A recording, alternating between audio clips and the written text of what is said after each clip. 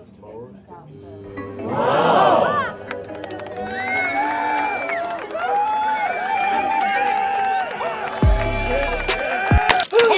oh no! Yo, Kpaceguy here, what's going on YouTube? Welcome back to the channel, and today I'm bringing you something that I haven't seen any reviews of. This is the OSD Audio Neuro Tubebass10 powered subwoofer that I purchased personally for my own usage. So what we're going to do in this video today is of course unbox it, and as I'm doing that I'll tell you a little bit about the subwoofer itself, and I'll tell you why I purchased it. So let's go ahead and crack this box open and let's get inside. Alright, so what is the Tubebass10 subwoofer, the Tubebass10 subwoofer? Well, the name kind of implies a little bit for you. So the tube base comes from it being a cylindrical subwoofer. If you guys are familiar with SVS, they have their PC or the reported cylinder subwoofers. This is going to be just like that at a much smaller scale. Now the 10 is the size of the driver. This is a 10-inch down-firing subwoofer that's rated down to about 30 hertz. It also has about a 400-watt amplifier, so it's going to give you a pretty good amount of sound. Now this is a very small, minuscule kind of subwoofer. For those who don't want anything huge in the room, this is going to be very tiny. So the height is 19.3 inches. The width is only 13.3 inches, so it's not going to be a big footprint whatsoever. And this is exactly the reason why I was leaning towards the subwoofer. So let's go ahead and take a look at some of the stuff that's inside. So first and foremost, you do get the installation guide, the user's manual, and this is going to be pretty straightforward. It's going to be just like every subwoofer you guys are accustomed to, but if there are any questions or issues that you run into, this manual here should be able to pretty much fix anything you may have. So we'll skip across this and we'll get right to the subwoofer here. I'm going to move the box out of the way and put the subwoofer down so you guys can see it. Here's a really nice look at the subwoofer overall. You can really get an idea of the size of the subwoofer. It's not a very sizable subwoofer at all, which is exactly what really appealed to me with this subwoofer. Now it's covered in a carpet kind of material here, kind of like you would find like a prefab box for a car subwoofer. It's wrapped all the way around in a really nice cloth, really well done. It probably looks like it will be a dust magnet, so be careful with that. But other than that, it looks really good. You don't want children or cats or dogs kind of scratching at it. But other than that, it looks really good. A small OSD audio logo at the bottom. Turning it around on the back, you finally get a look at that 400-watt amplifier on the back side. Some sites say 450, some say 400, so I'm not sure which one it really is. But 400, 450 on the back side here, plate amp. You have really nice knobs for the volume and crossover, not tactile, but they're easy to maneuver. You have your volume knob from 0 to 10, your crossover down there from 30 to 120 hertz, and then you have your phase toggle switch from 0 to 180. Now you have a purple RCA in, that's going to be your LFE in that most of you guys will be using if you pair the subwoofer a traditional receiver or an AV processor or even a powered bookshelf like I will be doing in this case.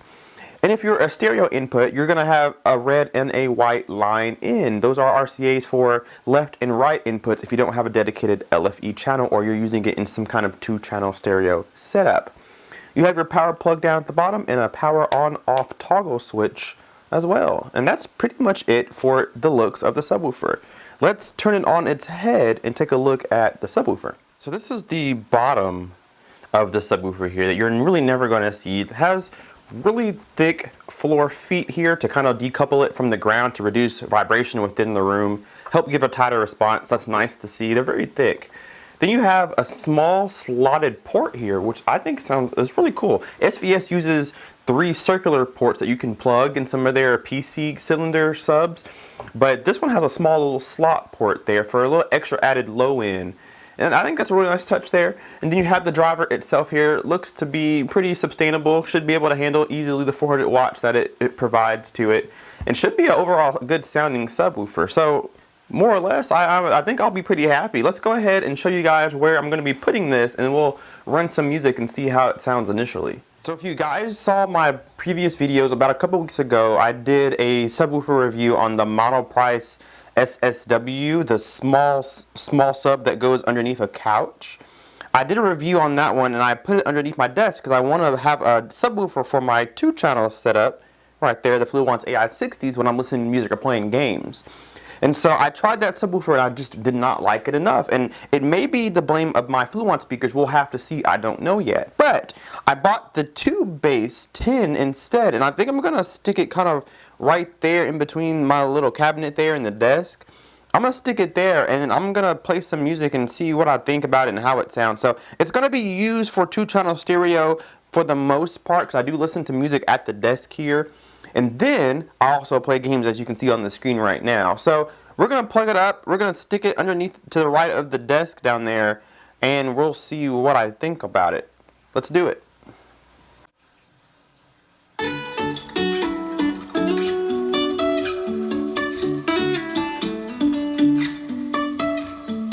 Life is a winding road, no telling where it goes.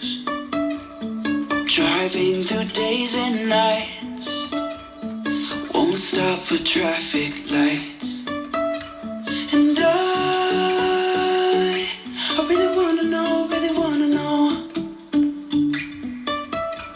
if I'll ever figure out where the road goes. Even if I'm falling down, I will keep on searching for my highs.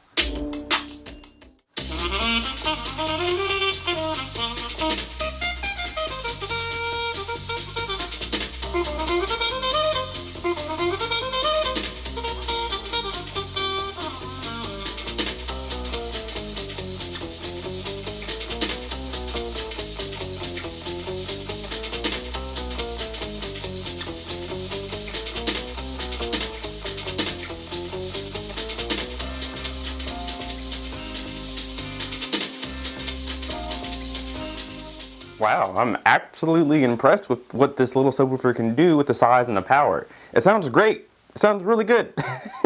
I know you guys can't really tell through a YouTube video, but take my word for it, guys. This sounds great for music. Those tracks that I played, I'm very familiar with. I use them in all my kind of sound demo test videos that I always do. So I'm very familiar with what those songs are supposed to sound like. And it gives the speakers and subwoofers the ability to show off a big variety of different ranges and abilities and even bring up some issues that it may have too. And overall, the subwoofer sounds fantastic. I have it a little bit less than halfway up and have it crossed over about 80.